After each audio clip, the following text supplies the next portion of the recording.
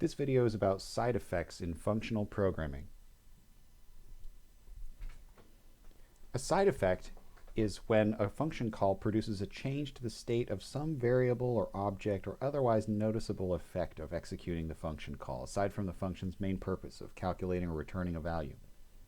So for example, if you look at these two lines of code on the slide here, the first one calls a function f twice and passes x, and adds the two call results together and stores it into an int variable named result.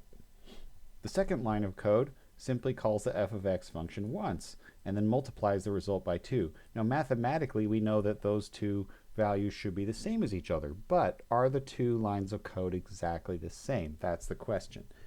Well, the answer is if the function f does not have any side effects, then the two lines of code are interchangeable.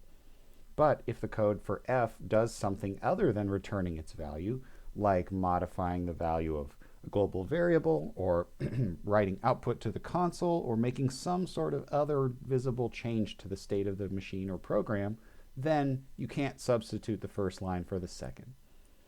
Now, functional programming considers it important to try as much as possible to minimize the side effects of functions so that we can compose them and recombine them and change them in different ways without having to worry about these kinds of issues. Let's look at a particular program in Java that has side effects. Here's a program that contains a function named f, method named f, and the behavior of that method is it doubles the value of a global variable named x. We call the method f with x set to 5, and we say result equals f of x plus f of x. Well, what's the result? What's the answer? The first time that we call f of x, we say x equals x times 2, so x becomes 10. Now we return x plus n. N in this case is 5, the value that was passed in from x before, so we do 10 plus 5. So the original call of f of x returns 15. Now we call f of x a second time. This time x's value being passed in is 10. So the value of n for the second call is 10. We also do x equals x times 2. That changes x from 10 to 20. So now we have, for this call, 20 plus 10. So this second call produces a totally different result. It produces 30 instead of 15.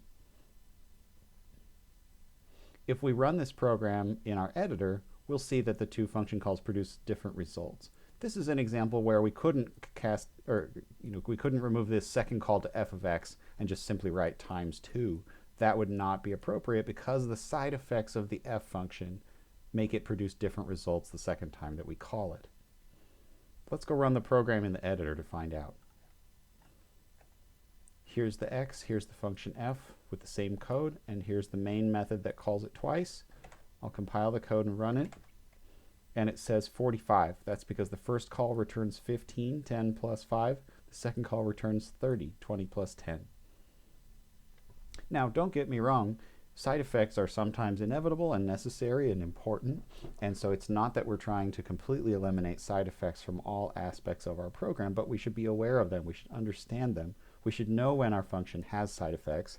And if possible, if there's a simple way of avoiding side effects, functional programmers think it's good to try to avoid them as much as we can when they're unnecessary. Let's look at a couple of other examples of functions that have side effects and how we might avoid them. Here's a function named squared. And the purpose of this squared function is it multiplies a number times itself. It squares the number and returns the result. As it's doing so, it also prints, here's the result. It prints out the result is this, and then it returns it. So, if I were up here in the main function, if I said x equals 5, and then I said int sq equals squared of x, well, okay, what if I wanted to do x squared plus x squared? I could do int sq equals squared x plus squared of x. Or I could do int sq equals 2 times squared of x. What's the difference? Well, I think you can probably tell that the squared function prints console output. And console output is considered a side effect because it's something you can notice. You can tell whether the function was called or not. So even though these two results up here don't produce a different answer, even though the return value here times 2 is the same as the return value plus itself, we will be able to tell the difference. Let's see. If I run it this way with squared x plus squared x, I compile and run, and it says the result is 25, the result is 25. So actually, I think this would make more sense if I made a println statement in the main method. So why don't I write println main says plus sq.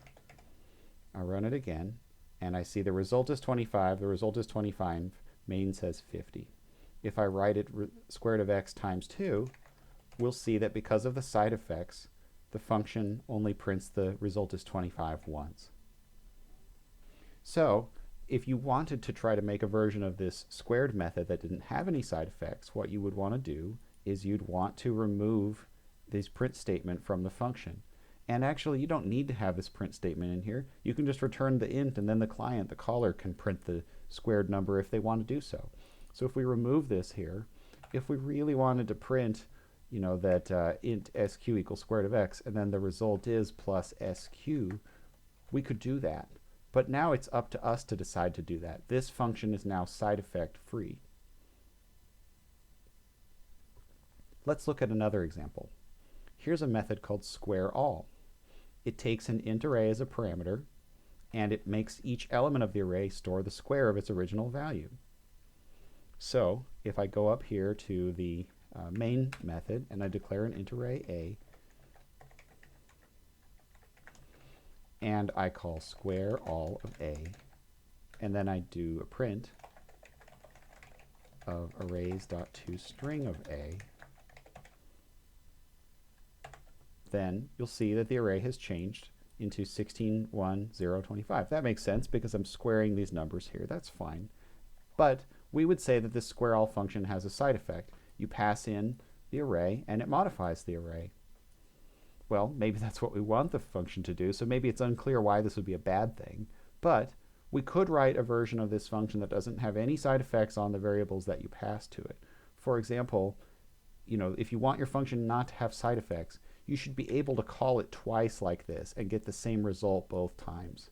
So if I did a println like this, I should see the same thing both times. But of course I don't, because it squares it and then it squares it again. It sets it to 16, 1, 0, and 25, then 256, 1, 0, and 625, because it's 25 times 25, 16 times 16. So we would say that this function has a side effect in that it modifies the parameter that's passed to it. Okay, well, what if we want this sort of behavior? We want to be able to square an array, but we just don't want it to modify the array. Well, maybe you can guess the way to remove the side effects here. The way to do that is to not modify this original array, but to make a different array that contains the squares of the elements. Probably the best way to do this would be to return the new array. So let's make an int array as a return value here, and then let's say int array result equals a new int array, the same size as a. And then instead of setting each element from a to be modified, let's say result I equals ai times ai. And then at the end of the method, we'll say return result.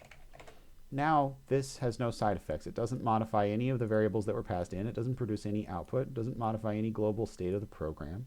So up here, we don't say square all of a. That doesn't do much. We would write int bracket bracket a2 equals square all of a. And I can print a2 and I can print a, and they both should contain predictable values. a2 contains the squared values, and a is unmodified. So there you go. You might say, I don't really see why this is any better. The original way was fine. Why do I have to do all this return stuff? Why do I have to avoid side effects like this? Well, I think it's hard to see at first. You have to sort of take it on faith for a while. But I think one way that you can see the usefulness of avoiding side effects is that functions without side effects can be composed more easily. For example, remember how we wrote a function called squared, and you take an int and you square the int? This thing's kind of related to that. This is square all, right? Well, I could actually put these two functions together. I could say, hey, ai times ai, n times n, this is really squaring the values of a. Why don't I write squared ai? Now, what I'm doing here is I'm composing the two functions. This one is using this one. And We've done this before plenty. We've had methods that called other methods. This is nothing new. But my point is, if this thing had side effects, it wouldn't be okay to write squared here, because you would be having those side effects occur. And maybe I didn't want those side effects when I call square all. Maybe this thing is printing output and I don't want that output. Maybe this thing's modifying this array and I don't want those modifications. So the more you can write your code to have these functions that don't have side effects, the easier and safer it is to compose the different functions and have them call each other. And the essence of functional programming is combining lots of different functions to produce more powerful behavior. That's why avoiding side effects is such an important concept in functional programming.